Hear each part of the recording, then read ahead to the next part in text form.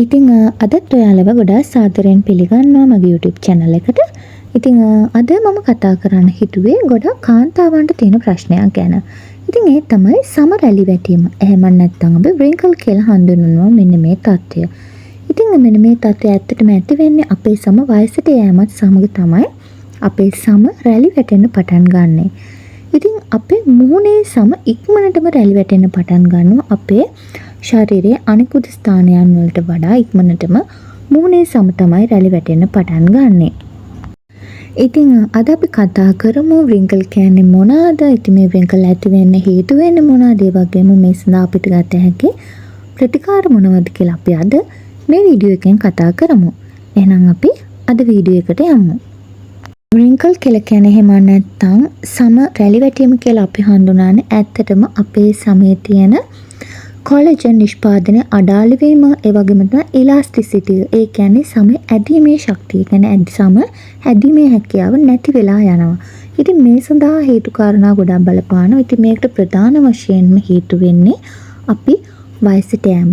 ඉතින් අපි වයසට යෑමත් සමග තමයි මේ කොලජන් නිෂ්පාදනය වගේ දේවල් අඩාල වීමක් සිද්ධ වෙන්නේ.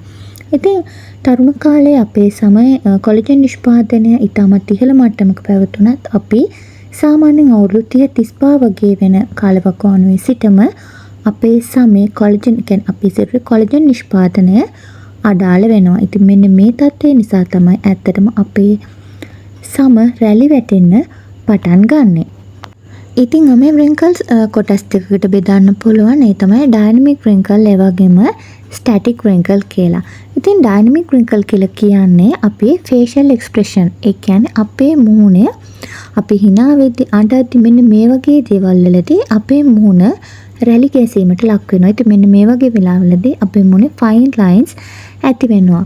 නමුත් මේ විදිහට මේ ඇති වෙන මේ fine lines ඒ expression එක නැති වුණාම මේක සාමාන්‍ය තත්ත්වයට නැවතපත් වෙනවා. ඉතින් මෙන්න මේ තත්ත්වයට තමයි අපි කියන්නේ මේ dynamic wrinkle කියලා. ඉතින් මෙන්න මේකේ මේ විදිහට අපේ මුහුණේ ඇතිවන රැලි ගැසීම් අපි ඒ එක්ස්ප්‍රෙෂන් එක නැති වෙච්ච ගමන්ම ඒක නැති වෙලා යනවා. ඒ කියන්නේ මේක తాවකාලිකයි.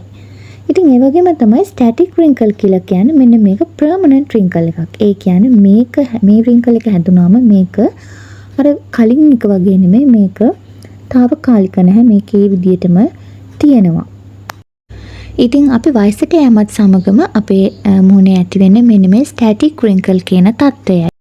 ඉතින් මේ මුහුණේ රැලි වැටීම ගැන ගත්තාම අපේ eyebrows වල රැලි වැටෙනවා, ඒ වගේම ඇස් යට, ඒ වගේම lip lines වල, ඒ වගේම අපේ නිකටේ, මේ වගේ හැම තැනකම නහයේ, මේ වගේ නළලේ, මේ වගේ හැම තැනකම වගේ අපිට මේ විදියට අපේ සම ඒ කියන්නේ අපේ මුහුණේ රැලි ඇති වෙන්න පුළුවන්. ඉතින් අපි බලමු wrinkle ඇති වෙන ප්‍රධාන වශයෙන් බලපාන හේතු මොනවද කියලා. ඉතින් ප්‍රධාන වශයෙන්ම මම කලින් කිව්වා වගේ අපේ මුහුණේ සම රැලි වැටෙන්න ප්‍රධාන වශයෙන්ම හේතු වෙන්නේ අපේ සම වයසට යෑම. ඒ කියන්නේ අපේ සමේ කොලජන් නිෂ්පාදනය අඩාල වීම, ඒ වගේම ඉලාස්ටිසිටි එක නැතිවීම තමයි අපිට ප්‍රධාන වශයෙන්ම බලපාන්නේ සමේ රැලි ඇති වෙන්න. ඉතින් මෙන්න මේ තත්ත්වය නිසා අපේ සම ගොඩක් වියලීමට ලක් වෙන්නත් පුළුවන්. ඉතින් මීට අමතරව හිරු එළියේ තියෙන අහිතකර කිරණ, ඒ කියන්නේ මේ UV කිරණ නිසා අපේ කොලජන් නිෂ්පාදනයට, ඒ වගේම අපේ සම ඉලාස්ටිසිටි එකට බලපෑම් ඇති වෙනවා. ඉතින් මෙන්න මේ හේතුව නිසා අපේ සම ඉක්මනින් වයසට යෑමක් සිද්ධ වෙනවා. ඉතින් මේ නිසාත් අපේ සමේ රැලි ඇතිවීමක් ඇති වෙනවා. ඉතින් මේ නිසා අධික හිරු එළියට නිරාවරණය නොවීම, ඒ වගේම අපිට හැට් එකක් භාවිතා කරන්න පුළුවන්. ඒ වගේම අපේ සිරුර ආවරණය වන පරිදි ඇඳුම් ඇඳීම, ඒ වගේම තමයි අපි හොඳ සන් ක්‍රීම් එකක් භාවිතා කරන්න ඕනේ. ඉතින් මේ වගේනොත් UV කිරණ වලින් අපේ සම ආරක්ෂා කරගන්න පුළුවන්. ඒ වගේම තමයි wrinkle ඇති වෙන්න තවත් හේතුවක් තමයි අපි දුම්පානය කිරීම.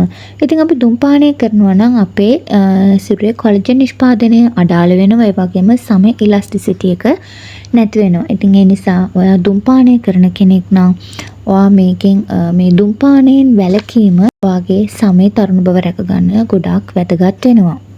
ඒ වගේම තමයි අපි අධික වශයෙන් ජලය පානය කළ යුතුයි. ඉතින් අපේ සිරුරට අවශ්‍ය තරම් ජලය පානය කිරීම ඇත්තටම ඉතාමත් වැදගත් වෙනවා. ඉතින් අපේ සම ජලය නැතිවීම හේතු වෙනුත් මෙන්න මේ තත්ත්වය ඇති වෙන්න පුළුවන්. ඒ වගේම තමයි මානසික පීඩනයෙන් ඉන්න කෙනෙක්ටත් අධික වශයෙන් wrinkle ඇතිවීමේ හැකියාවක් තියෙනවා.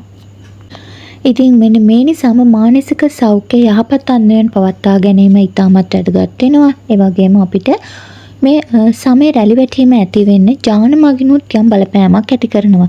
ඉතින් ජාන නිසාත් අපිට අපේ සම ඉක්මනින් වයසට යෑමක් සිද්ධ වෙන්න පුළුවන්. ඉතින් ඒත් එක්කම අපේ සමේ රැලි ඇතිවීමක් සිද්ධ වෙන්නත් පුළුවන්.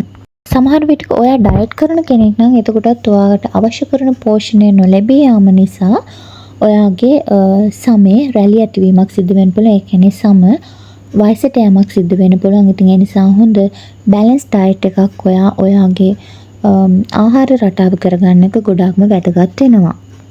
ඒ වගේම තමයි හොඳ මොයිස්චරයිස් එකක් භාවිතා කරන්න ඕනේ. සමේ තෙතමනේ ආරක්ෂා කර ගැනීම ඉතාමත් වැදගත් වෙනවා. ඉතින් මෙන්න මේ මගින් අපේ සමේ ඉලාස්ටිසිටි එක වර්ධනය වීම නිසා ෆයින් ලයින්ස් වගේ දේවල් නැති වෙනවා. ඉතින් ඒ නිසා හොඳ මොයිස්චරයිස් එකක් අනිවාර්යෙන්ම භාවිතා කළ යුතුයි. ඒ වගේම තමයි රැටිනොයිඩ්ස්. එහෙම නැත්නම් විටමින් A කියලා කියන්නේ wrinkle සඳහා ගොඩාක්ම හොඳයි. ඉතින් මේ රැටිනොයිඩ්ස් අන්තර්ගත වෙලා තියෙන ආලේපන භාවිතා කිරීමත් ඉතාමත් හොඳයි ඔයාගේ wrinkle තත්ත්වය නැති කරගන්න. මීට අමතරව විටමින් C කියලා කියන්නේ ඔයාගේ wrinkle තත්ත්වය නැති කරගන්න ගොඩාක් හොඳ දෙයක්. ඉතින් මේ විටමින් C අන්තර්ගත වෙලා තියෙන ආලේපන වර්ග භාවිතා කිරීමත් මේ තත්ත්වය මගහරවා ගන්න පුළුවන්. ඉතින් මීට අමතරව wrinkle සඳහා තියෙන ප්‍රතිකාර ක්‍රම කිහිපයක් තියෙනවා. ඉතින් මේ අතර fillers, ඒ වගේම botox injections, chemical peel, ඒ වගේම laser treatments වගේ ඒවා භාවිතා කරන්න පුළුවන්. මීට අමතරව අපිට face lift, ඒ වගේම neck lift භාවිතා කරන්න පුළුවන් මෙන්න මේ wrinkle තත්ත්වය නැති කර ගැනීම සඳහා. ඉතින් මේ වගේ ප්‍රතිකාර ක්‍රම කරන්න ඇත්තටම අපිට වැඩි මුදලක් වැය කරන්න සිද්ධ වෙනවා. ඉතින් අපේ නිවසේදීම යම් සත්කාර ක්‍රම කරලා බලන්න පුළුවන් මේ wrinkle සඳහා. ඉතින් ඒ අතර අපිට පොල් තෙල් ආලේප කරන්න පුළුවන්. ඒ වගේම ඔලිව් තෙල් ආලේප කරන්න පුළුවන්. මීට අමතරව ආමන්ඩ් ඔයිල්, ඒ වගේම ආගන් ඔයිල් වගේ ඔයිල් වර්ගයක් අපි අපේ මුහුණේ රාත්‍රියට ආලේප කරනවා නම් මේනොත් අපේ සමේ තෙතමනේ ආරක්ෂා කරනවා. ඉතින් මෙන්න මේ හේතුව නිසාම අපේ සමේ ඇතිවන wrinkle තත්ත්වය නැති කර ගන්න පුළුවන්. ඉතින් මේට අමතරව අපිට කෝමාරිකා පැක් එකක් විදිහට අපිට ආලේප කරන්න පුළුවන්. ඒ වගේම බිත්තරේ සුදු මදේ අපිට ආලේප කරන්න පුළුවන් පැක් එකක් විදිහට. මේට අමතරව යෝගට් මාස්ක් එකක් අපිට භාවිතා කරන්න පුළුවන්. ඒ වගේම අපිට බනානා පැක් එකක් දාන්න පුළුවන්. මීට අමතරව අපිට කියුකම්බර් පැක් එකක් විදිහට දානවා නම් එතකොටත් අපිට මේ wrinkle තත්ත්වය මගහරවා ගන්න පුළුවන්. ඉතින් මේට අමතරව අපිට අලිගැට පෙර, ඒ කියන්නේ ඇවෝකාඩෝ පැක් එකක් විදිහට දාන්න පුළුවන්. සිනමන් මාස්ක් එකක්, ඒ වගේම ග්‍රීන් ටී කියලා කියන්නේ මේ wrinkle තත්ත්වය නැති කරගන්න දාන්න පුළුවන් හොඳ පැක් එකක්. ඉතින් මීට අමතරව මීපැණි කියලා කියන්නේ අපේ සමේ රැලි ගතිය නැති කරගන්න ගොඩාක් හොඳයි. අපේ සමේ තරුණ ගතිය රඳා පවත්වා ගන්න භාවිතා කරන්න පුළුවන් දෙයක්. ඉතින් මීට අමතරව අපේ සම නිවැරදි ආකාරයෙන් අපි සම්බාහනය කිරීම, ඒ කියන්නේ මසාජ් කිරීම මගිනුත් අපිට කොලජන් නිෂ්පාදනය වැඩි කර ගන්න පුළුවන්.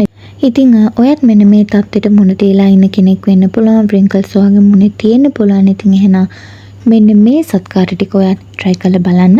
අපි එහෙනම් තවත් වීඩියෝ එකකින් හමු වෙමු.